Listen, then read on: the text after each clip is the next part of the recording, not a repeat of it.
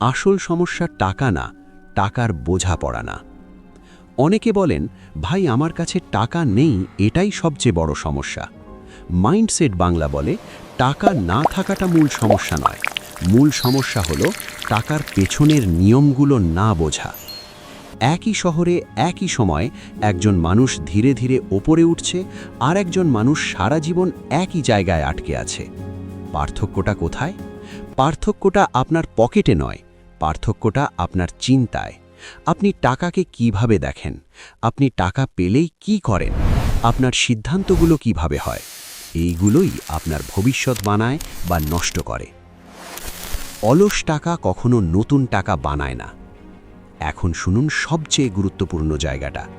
ধনী হওয়া কোনো জাদু নয়, এটা একটা প্রক্রিয়া, একটা সিস্টেম।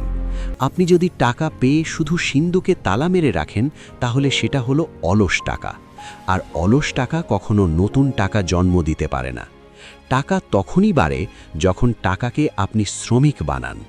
হ্যাঁ, টাকা আপনার জন্য কাজ করবে, এটাই ধনীদের মূল চিন্তা। সফল মানুষেরা টাকা এমন জায়গায় লাগায় যেখান থেকে টাকা অটোভাবে বাড়তে পারে। সেটা হতে পারে স্কিল, ব্যবসা, কোনো প্রোডাক্ট বা বিনিয়োগের কোনো পথ, যা তারা আগে শিখে বুঝে তারপরে করে।